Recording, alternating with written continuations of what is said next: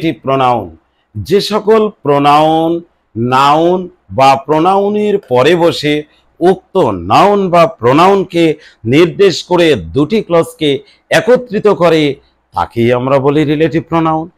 Relative pronoun দুটি ক্লজের মধ্যে কিন্তু রিলেশন তৈরি করে দিচ্ছে। আমরা এটাই কিন্তু সংজ্ঞাগত দিক থেকে আমরা জানতে পারলাম। চলো তাহলে আমরা একটু উদাহরণগুলো দেখে নিই। প্রিয় শিক্ষার্থীরা, এখানে দেখো I saw a man who was blind. এখানে কিন্তু হু ব্যবহৃত হয়েছে ম্যান এর পরে, অর্থাৎ ম্যানটি নাউন, এই নাউনের পরে বসে উক্ত নাউনকে নির্দেশ করে দুটি ক্লজকে একত্রিত করছে কে? এই হুয়ে। অর্থাৎ আমরা হু সহ এটাকে বলছি রিলেটিভ, হোকে এখানে বলছি রিলেটিভ প্রোনাউন।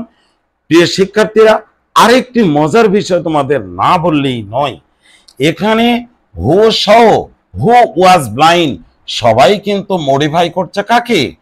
এ ম্যানকে। এ ম্যানটি হচ্ছে নাউন। আমরা জানি নাউনকে যে মডিফাই করে তাকে আমরা বলি অ্যাডজেক্টিভ। অথচ দেখো এখানে কিন্তু সাবজেক্ট আছে, এখানে কিন্তু ভার্ব আছে এবং এক্সটেনশন আছে। তাহলে আমরা তাকে কি বলবো জানো? তাকে আমরা বলবো অ্যাডজেক্টিভ ক্লজ। আরেকটি বিষয় তোমাদের সুস্পষ্ট করে দিই, এখানে হুয়ের ম্যানটি হচ্ছে অ্যান্টিসিডেন্ট, অর্থাৎ পূর্বে গমনকারী। আমরা দেখছি এই ম্যানের পরিবর্তে হু বসার পরে যত এখানে ওয়াজ এবং ব্লাইন্ড যে ব্যবহার করা হয়েছে তা কিন্তু এই ম্যানকে কেন্দ্র করেই। কাজেই আমরা এদেরকে বলতে পারি ম্যানটা হচ্ছে তাদের অ্যান্টিসিডেন্ট। প্রিয় শিক্ষার্থীরা, আমরা যদি 2 নম্বর উদাহরণটা লক্ষ্য করি, I bought A car which অথবা দ্যাট ওয়াজ রেড। এখানে যদি আমরা লক্ষ্য করি এ কার একটি বস্তু যার কারণে ব্যবহৃত হয়েছে হুইচ অথবা দ্যাট, এবং তারপরে দেখো ওয়াজ রেড, সবাই মিলেই কিন্তু আমরা দেখছি এখানে কারের নির্দেশনাই কিন্তু সেগুলো ব্যবহৃত হয়েছে। কাজে আমরা এখানে কারকে বলবো হুইচ অথবা দ্যাটের অ্যান্টিসিডেন্ট। প্রিয় শিক্ষার্থীরা, এখানেও কিন্তু আমরা যদি বলি হুইচ এবং দ্যাট সহ ওয়াজ রেড যে ব্যবহৃত হয়েছে তারা হচ্ছে কারের অ্যাডজেক্টিভ। অর্থাৎ সেখানে আমরা দেখতে পাচ্ছি সাবজেক্ট ভার্ব এবং এক্সটেনশন থাকার দরুন আমরা তাকে অবশ্যই বলবো অ্যাডজেক্টিভ ক্লজ। পরবর্তীতে আবারও দেখা হবে। ডেমনস্ট্রেটিভ প্রোনাউন কি তোমরা জানো? চলো দেখে নিই কত গুরুত্বপূর্ণ এই ডেমনস্ট্রেটিভ প্রোনাউন। প্রিয় শিক্ষার্থীরা, যে সকল প্রোনাউন বিশেষভাবে কোনো ব্যক্তি বস্তু বা স্থানকে বোঝাতে ব্যবহৃত হয় তাকেই ডেমনস্ট্রেটিভ প্রোনাউন বলে। সুপ্রিয় শিক্ষার্থীরা, এখানে সংজ্ঞা থেকে আমরা যে বিষয়টা বিশেষভাবে লক্ষ্য করলাম সেটাই হচ্ছে বিশেষ, অর্থাৎ খুবই স্পেশাল ভাবে যেটাকে বোঝানোর জন্য আমরা যেই প্রোনাউনটি ব্যবহার করে থাকি তাকেই আমরা বলছি ডেমনস্ট্রেটিভ প্রোনাউন। চলো তাহলে যদি আমরা একটা উদাহরণ দেখে নিই।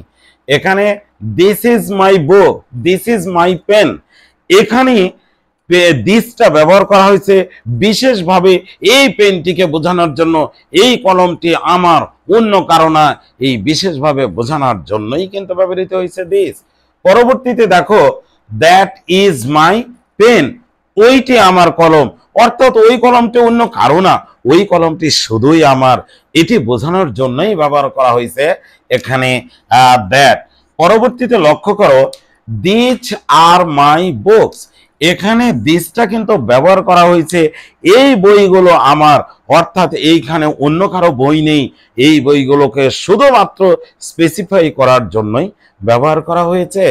তারপরে দেখো দোজ ব্যবহার করা হয়েছে, দোজ আর মাই বুকস, ওইগুলো আমার বই, ওই বইগুলোর মধ্যে অন্য কারো বই নেই, অর্থাৎ আমি স্পেশাল ভাবে বিশেষভাবে ওই বইগুলোকে আমি বোঝাতে চাচ্ছি দোজের মাধ্যমে।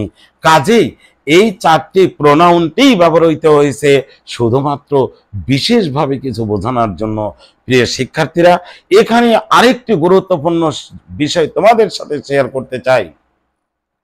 দিস ব্যবহৃত হয় শুধুমাত্র কাছের একটি বা একজন ব্যক্তি বা বস্তুকে বোঝানোর জন্য, এবং দ্যাট ব্যবহৃত হয় দূরের একটি বা একজন ব্যক্তি বা বস্তুকে বোঝানোর জন্য। পক্ষান্তরে দেখো দিস কিন্তু ব্যবহৃত হয় কাছের অনেক জিনিসকে বোঝানোর জন্য, এবং দোষকে ব্যবহার করা হয় দূরের অনেক জিনিসকে বোঝানোর জন্য।